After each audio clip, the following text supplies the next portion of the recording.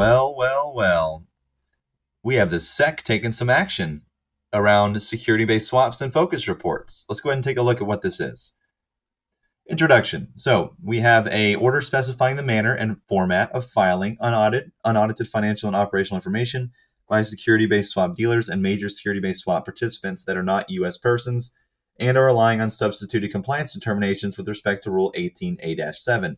So if you remember, the CFTC came out and can-kicked the SBS requirements for 2 years. Well, the SEC is now coming out ordering the specifications at which these entities must report on the focuses, as well as their SBS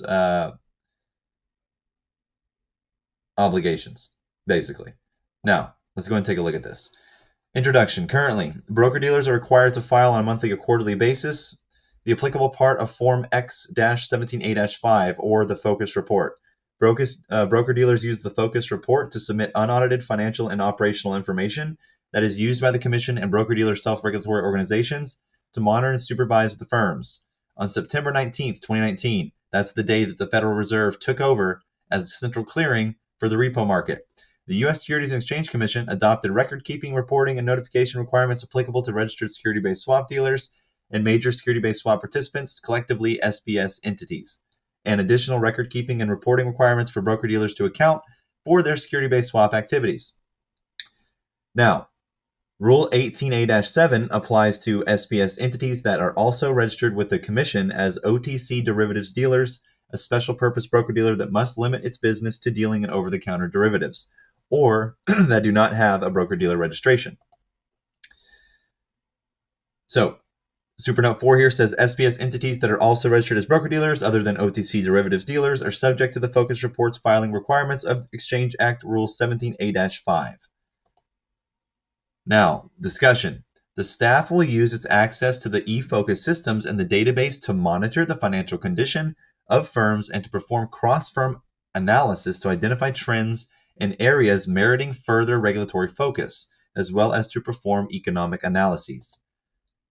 Requiring covered entities to use the SEC eFOCUS system to file the required financial and operational information will facilitate integrating the information with the financial and operational information of broker-dealers. This is what has been needed for so long, some of which will be registered as security-based swap dealers and SBS entities that are not applying substituted compliance with respect to Rule 18A.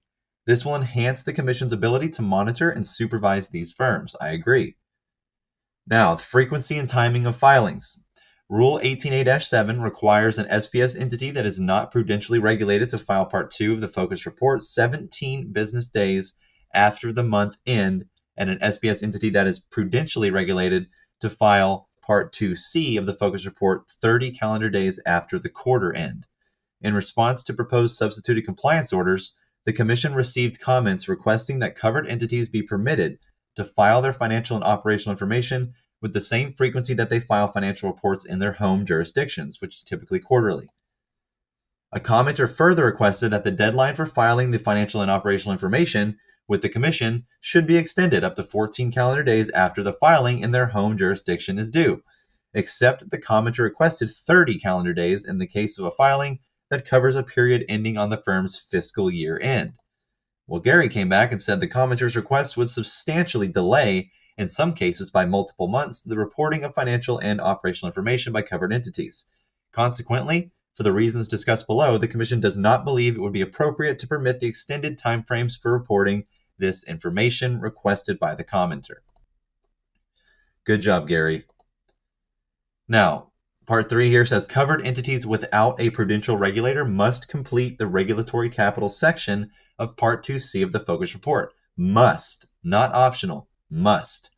This order provides the covered entities without a prudential regulator must complete the regulatory capital section from Part 2C of the Focus Report, rather than completing the computation of net capital and computation of minimum regulatory capital requirements sections from Part 2 of the Focus Report. No more netting, mofos. You're going to have to report based on your regulatory capital section, which is the new CFR Basel III net stable funding ratio aspect of the reporting. Now, the conclusion.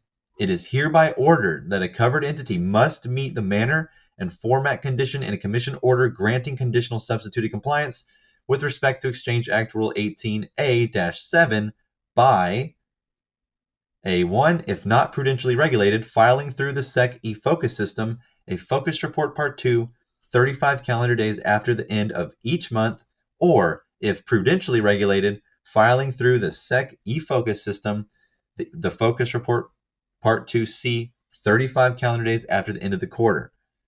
That is awesome. In essence, hedges are FUK. SBS must be reported and accommodate the Basel requirements for the new net stable funding ratio. No more gaming your regulatory capital requirements. We're coming after the SBS entities, coming after broker-dealers. Today's the last trading day for the NYSE. As far as their omnibus crowd side block account, jack to the tits.